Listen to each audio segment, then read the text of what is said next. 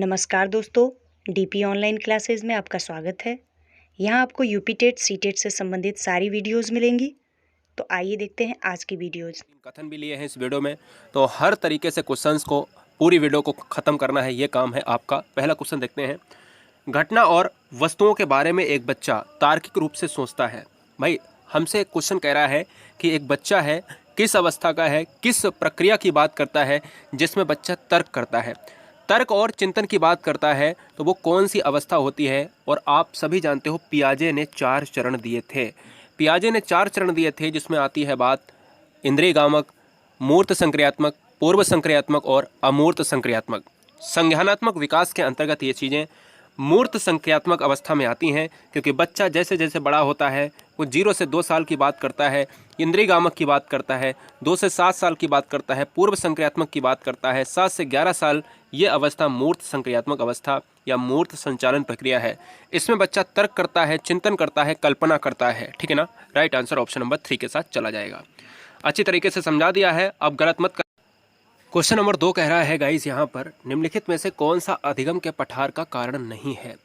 अधिगम का पठार का मतलब होता है कि जब चीज़ें हमारी बिल्कुल सीखने में कोई काम ना आ रही हो, कोई शिक्षण विधि, अध्यापक या परिवार या कोई भी समाज का कोई भी अभिभावक से लेकर विद्यालय का अध्यापक तक कितना भी आपको पढ़ा लेता है, आपके सीखने में सुधार नहीं होता है। यहाँ पर आपका पठार होता है। नहीं के लिए हमें निगेटिव आंसर विद्यालय का असहयोग हो जाएगा इस क्वेश्चन का राइट आंसर। ठीक है ना, याद रखिएगा। बैकग्राउंड शोर के लिए माफ़ी चाहेंगे, बाहर से सड़क निकली हुई है इसलिए आप क्वेश्चंस पर अपना कंसंट्रेशन लगाएंगे। ठीक है ना। जी हाँ, बात करेंगे क्वेश्चन नंबर 3 की। कह रहा है मानव विकास के संबंध में कौन सा गलत कथन है। मानव विकास के संबंध में कौन सा गलत कथन आपको बताना है। तो यार गलत कथन के लिए हमें 3 सही तो हटाने पड़ेंगे।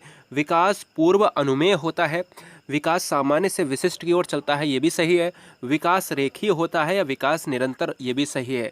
देखो पूर्व अनुमेय यानी कहीं ना कहीं अनुमानित होता है। बिल्कुल आप कह सकते हो कि विकास कहीं ना कहीं आप मात्रात्मक की बात करते हो, नहीं गुणात्मक होता है। लेकिन ये एक रेखीय है ना, ये एक रेखा की बात कर रहा है। क्या विकास हमेशा सभी में समान गति से बढ़ता है? क्या क्या एक रेखा में बढ़ता है विकास? क्या एक रेखा में बढ़ता है? मुझे जवाब देना। अगर आप कहोगे नहीं तो भैया यही आंसर हो जाएगा आपका। क्वेश्चन नंबर नेक्स्ट की बात करेंगे। संघनन सिद्धांत निम्नलिखित में से किससे संबंधित है गाइस? संघनन सिद्धांत। अधिक संघनन सिद्धांत की बात करेंगे अधिगम, अभिप्रेरणा, स्मृति और सृजनात्मकता। संघनन सिद्धांत जो है आपका मेमोरी से रिलेट करता है, स्मृति से रिलेट करता है। मेमोरी बहुत टाइप की होती हैं। इसमें अगर हम बात करें एक वर्ड आ जाता है विस्मृति। ये विस्मृति क्या है? क्वेश्चन में ये पूछा जाता है जब हम चीज़ें पुनः स्मरण ना करने की अक्षमता को हम क्या कहते हैं? वो हमारा विस्मरण कहलाता है, विस्मृति कहलाता है। यानी जब चीज़ें विना माने वी माने नहीं और स्मृति माने स्मृत, मतलब याद रखना। जब हमारे दिमाग में चीज़ें याद नहीं रहती हैं, भूल जाते हैं, हम उसको विस्मृति कहते हैं।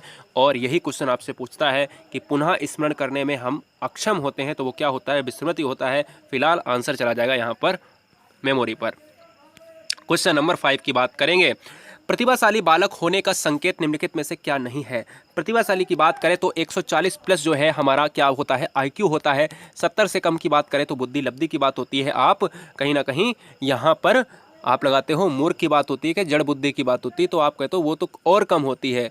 तो अगर हम बात करें यहाँ पर राइट आंसर क्या हो जाएगा? दूसरों के साथ लड़ना, ऑप्शन नंबर 2 के साथ चला जाएगा। बहुत बढ़िया गाइस, बेहतरीन, बहुत ही गजब के क्वेश्चंस मिलेंगे। क्वेश्चन नंबर 6 की बात करेंगे। इस अवस्था को मिथ्या परिपक्वता, ये तो बहुत ही अच्छा क्वेश्चन है और बहुत बार करा चुका हूं मैं। इस अवस्था को मिथ्या परिपक्वता का समय भी कहा जाता है। मैंने कहा संस्कार की अवस्था कहा जाता है शैशवावस्था, मैंने कहा टोली निर्माण की अवस्था, और मिथ्या परिपक्वता की अवस्था कहा जाता है बाल्यावस्था। प्रबल तनाव तूफान की अवस्था किशोरावस्था है। इस एज का जो अगर देखा जाए तो 18 से 60 वर्ष इस एज का होता है। और 0 से यहाँ पर अगर हम बात करें जन्म से 5 साल, 5 to 12 साल, और किशोरावस्था 12 से 18 साल, 18 से 60 साल। तो फिलहाल आंसर ऑप्शन नंबर 2 के साथ चला जाएगा। क्वेश्चन नंबर नेक्स्ट की बात करें। क्वेश्चन नंबर नेक्स्ट है 7। बच्चों के सामाजिक विकास को प्रभावित करने वाला कारक है। आर्थिक तत्व है, सामाजिक परिवेश जन्य तत्व है, शारीरिक तत्व है या वंशानुगत तत्व है। गाइस अगर हम बात करें बच्चों के सामाजिक विकास को, समाज से रिलेट कर रहा है, सोशल्स की बात कर रहा है, सोशल डेवलपमेंट की बात कर रहा है, तो मैं ये कहूँगा कि सिंपल सा क्वेश्चन राइट आंसर चला जाएगा ऑप्शन नंबर 2। बच्चे कह रहे हैं भाई बिल्कुल चला जाएगा, क्योंकि समाज का ऑप्शन, समाज के क्वेश्चन के साथ समाज का ऑप्शन लगाना होगा। समाज का परिवेश वो है जहाँ पर दो या दो से लोगों का अंतःक्रिया का मिलन होता है तो हम कहीं ना कहीं कहते हैं बच्चों में सामाजिक डेवलपमेंट आपका होता है और यह मैदान में और अच्छा होता है। फिलहाल ऑप्शन नंबर 2 के साथ चला जाएगा। क्वेश्चन नंबर 8 की बात करेंगे। जॉन डेवी की बात करें, जो जॉन डयूवी भी कहते हैं इनको, निम्नलिखित में से किस मनोविज्ञान से प्रेरणा मिली थी? जॉन डयूवी या डेवी को निम्नलिखित में से किस मनोवैज्ञानिक से प्रेरणा मिली थी? कौन सा साइकोलॉजिस्ट था जिसने जॉन डेवी को यहाँ पर प्रेरणा दी थी? चार्ल्स डार्विन, एरिक एरिक्सन ने, बीएफ स्किनर ने या विलियम जेम्स ने? डार्विन की बात करें तो एवोल्यूशन के लिए जाने जाते हैं। एरिक एरिक्सन की बात करें, अगर हम बात करें एरिक्सन की बात तो मनोसामाजिक सिद्धांत, और वीएफ स्किनर की बात करें तो ये जाने जाते हैं आर टाइप थ्योरी के लिए, क्रिया प्रसूत के लिए, और विलियम जेम्स जाने जाते हैं मनोविज्ञान के जनक। फिलहाल अगर हम राइट आंसर की बात करें तो बच्चे कह रहे हैं ऑप्शन नंबर 4 के साथ विलियम जेम्स हो जाएगा इस क्वेश्चन का राइट आंसर, मनोविज्ञान के जनक के रूप में हो जाएंगे। ठीक है ना, बहुत बढ़िया। क्वेश्चन नंबर 9 की बात करेंगे। ये तो बहुत सिंपल क्वेश्चन है। कहते हैं विकास का वही संबंध परिपक्वता से, अगर डेवलपमेंट होगा तो परिपक्वता होगी। कहीं ना कहीं यह एक किशोरावस्था से रिलेट करता है। जो उद्दीपन का मतलब होता है स्टिमुलस, यानी लक्ष्य की प्राप्ति के लिए हम जो है यहाँ पर बात करते हैं तो उद्दीपन का किससे है? प्रतिक्रिया का मतलब होता है रेस्पॉन्स। ठीक है, तो अगर हम बात करें एक और वर्ड आता है कि यस आर थ्योरी किसने दिया था? तो थॉर्नडाइक ने दिया था। यस ओ आर थ्योरी किसने दिया है? ये दिया है वुडवर्थ ने दिया है। तो दोनों में फर्क बताया था मैंने कल कि यस आर का मतलब होता है स्टिमुलस उद्दीपन और आर का रिस्पॉन्स प्रतिक्रिया, और एस ओ आर में कहा था वुडवर्थ ने कि ऑर्गेनिज्म और जोड़ा था, जो जीव होता है, स्टिमुलस ऑर्गेनिज्म और यहाँ पर रेस्पॉन्स। ठीक है, ऑप्शन नंबर 2 आपका राइट आंसर हो जाएगा। पहले क्वेश्चन पढ़ लेते हैं। 10 क्वेश्चन कह रहा है पूर्व विद्यालय में पहली बार आया बच्चा, पूर्व विद्यालय में पहली बार आया बच्चा रोता है। 2 वर्ष पश्चात वही बच्चा जब प्राथमिक विद्यालय जाता है तो रोकर अपना तनाव व्यक्त नहीं करता, अपितु उसके कंधे व गर्दन की मांसपेशियां तन जाती हैं। उसके इस व्यवहारिक परिवर्तन के सिद्धांत पर आधारित क्या हो सकते हैं? क्या चेंजमेंट बता रहा है? ये कह रहा है कि 2 साल बाद जो चेंजमेंट आया है पहले से बच्चे में, वो आखिर किस वजह से आया है? पहले वो बच्चा रोता था, अब वो तनाव व्यक्त करता है। कहीं ना कहीं यहाँ पर वैलेंस की बात कर रहा है। अब वही गुस्सा, रो के नहीं, वही तरीका, तनाव, मांसपेशियाँ, गर्दन, कंधे का मांसपेशियाँ तन जाती हैं। तो कारण क्या है? देखते हैं भाई। विकास क्रमिक तरीकों से बदलता है। विकास क्रमिक है मैं मान सकता हूँ, लेकिन अलग अलग लोगों में अलग अलग विकास होता है, ये भी मान सकता हूँ।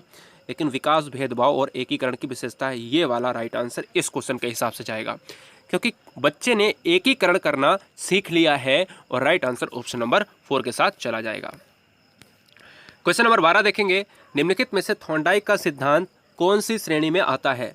कौन सी श्रेणी में थॉर्नडाइक का सिद्धांत आएगा? व्यवहारात्मक सिद्धांत, संज्ञानात्मक सिद्धांत, मनोविश्लेषण सिद्धांत, या फिर इनमें से कोई नहीं? मनोविश्लेषण सिद्धांत, क्वेश्चन करने का तरीका अगर आपको नहीं पता है फिर भी आप मार सकते हो। अगर आपको पता है मनोविश्लेषण की बात करें तो आप सिगमंड फ्राइड कहते हो क्या? कमेंट करिएगा। संज्ञानात्मक विकास की बात करें तो आप क्या कहते हो? पियाजे कहते हो। और संवेगात्मक की बात करें तो आप विलियम मैकडूगल कहते हो। तो भाई जब दोनों हो नहीं सकते तो आप तीसरा मार दीजिएगा आंख बंद करके, क्योंकि व्यवहारवादी आपके थे थॉर्नडाइक। थॉर्नडाइक को एसआर बॉन्ड के लिए जाना जाता है। थॉर्नडाइक ने यूएसए के मनोवैज्ञानिक, जो प्रथम मनोवैज्ञानिक शैक्षिक अधिगम के नियम दिए थे, याद रखिएगा। बहुत बढ़िया। प्रयत्न एवं भूल का सिद्धांत, संबंधवाद का सिद्धांत, संयोजनवाद का सिद्धांत, बहुकारक का सिद्धांत, और उद्दीपन और अनुक्रिया का सिद्धांत। बहुत सारे सिद्धांत, अगर जितने भी मैंने ये रिपीट करे हैं, ये सारे के सारे आंसर्स थॉर्नडाइक ने ही दिए हैं। कभी भी आता है तो थॉर्नडाइक आप लगा दीजिएगा आंख बंद करके। Question number 13। निम्नलिखित में से मानसिक विकार के लक्षणों को ठोको लाइक, बहुत तेजी से ठोकना है लाइक, क्योंकि यहाँ पर केवल मुद्दे की बात होती है। सुपर फास्ट एक्सप्रेस जैसे चलती है, वहाँ पर ऐसे क्वेश्चंस हम वीडियो में चलाते हैं। सुबह से अगर रात तक हर बहन हर भाई चैनल को सब्सक्राइब कर ले, जिससे कोई भी नोटिफिकेशन आपका मिस ना हो, क्योंकि यहाँ पर पेड कोर्सेज की बात नहीं होती है। बात करेंगे क्वेश्चन नंबर 13 की। निम्नलिखित में से मानसिक विकार के लक्षणों को सभी दर्शाते हैं सिवाय। अब देखिएगा किसके सिवाय जो है, किसके सिवाय भग्न्यासा, ये कहीं ना कहीं निगेटिव है, दर्शाएगा। तनाव, टेंशन निगेटिव है। चिंता, टेंशन निगेटिव है। लेकिन संबंध के, ये आपका बजाय पूछा था ना, ये सिवाय पूछा था, तो सिवाय में ऑप्शन नंबर 3 आ जाएगा, क्योंकि ये सकारात्मक है। तो ये सिवाय के लिए आप सकारात्मक के लिए सकारात्मक लगाएंगे। बाद बाकी तो भाई दर्शाते हैं, और यही नहीं दर्शाता है, ऑप्शन नंबर 3 हो जाएगा। क्वेश्चन नंबर 14 ध्यान दीजिएगा। 2 क्वेश्चन आएंगे, 2 या 3 क्वेश्चन ऐसे कथन से आएंगे, ध्यान दीजिएगा। अपनी आत्मा से देखना ही अंतः दर्शन है, उक्त कथन किसका है? अपनी आत्मा में अंतः दर्शन मतलब अपनी आत्मा के अंदर अगर देखना ही वही अंतः दर्शन है, ये किसने कहा था? टिचनर साहब ने, इसका स्टाउट साहब ने, मैकडूगल साहब ने, या फिर स्किनर साहब ने? तो राइट आंसर चला जाएगा आत्मा में देखना ही अंतः दर्शन है गाइस, टिचनर महोदय ने कहा था। ऑप्शन नंबर फर्स्ट के साथ चला जाएगा। अच्छी तरीके से ये कॉपी में नोट हो जाना चाहिए, क्योंकि कथन हम याद नहीं कर पाते हैं ज़्यादा दिनों तक। नोट कर लोगे तो एग्जाम के समय 1 घंटे पहले आप रिवीजन करके चले जाओगे। पॉइंट नंबर नेक्स्ट है, उड़ाइया का क्वेश्चन धुआं धुआं करिएगा। प्रयोगात्मक मनोविज्ञान का जनक किसे कहा जाता है? प्रयोगात्मक मनोविज्ञान यानी हम कह सकते हैं कि कहीं ना कहीं प्रयोगशाला की बात करी थी 1879 में। मैं बार बार कहता हूँ, जर्मनी के लिप्सिंग शहर में, और 1879 में विलियम वुंट साहब थे, आते थे। ऑप्शन नंबर फर्स्ट के साथ चला जाएगा। ठीक है ना, बहुत बढ़िया। 16 नंबर कह रहा है, अंतर्दृष्टि अधिगम में समस्या की किस स्थिति पर ध्यान दिया जाता है? अंतर्दृष्टि सिद्धांत दिया है कोहलर ने। कोहलर गेस्टाल्टवादी है। सुल्तान पर प्रयोग किया था, और चिंपैंजी पर, वनमानुष पर, 6 चिंपैंजी पर प्रयोग किया था। गेस्टाल्टवादी का मतलब होता है पूर्ण आकृति। मैं कह सकता हूँ संपूर्ण स्थिति की बात आती है। ऑप्शन नंबर फर्स्ट के साथ चला जाएगा। क्या हो जाएगा? ऑप्शन नंबर फर्स्ट के साथ चला जाएगा। गेस्टाल्टवादी में ये कहा गया था, कोहलर के सिद्धांत में कहा गया था कि जब तक समस्या नहीं होगी तब तक समाधान नहीं किया जा सकता है। याद रखिएगा।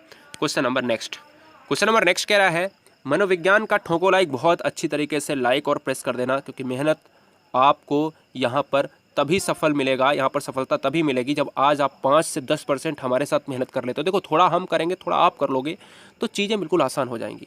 क्लियर? और सिलेक्शन बहुत आसानी से मिल जाएगा। लेकिन बैठे रहने से क्या होता है ना, आदमी कहता है चलते रहो, दौड़ो मत, रुको मत, चलते रहो, थोड़े थोड़े से रेंगते रहो, आसानी हो जाएगी। मनोविज्ञान का अतीत बहुत लंबा है परंतु इतिहास बहुत छोटा है। उक्त कथन किसका है? टिचनर का है, वुडवर्थ का है, स्किनर का है, या एबिंगहॉस का? तो टिचनर की बात करी थी, अंतःदर्शन की बात हुई थी, आत्मा के अंदर झांकना ही अंतःदर्शन है, टिचनर ने कहा था। और एबिंगहॉस का इस क्वेश्चन का राइट आंसर हो जाएगा। Option number first is right answer. जी हाँ दोस्तों, ऐसे ही हमारे और वीडियोस देखने के लिए हमारे चैनल को लाइक करें, सब्सक्राइब करें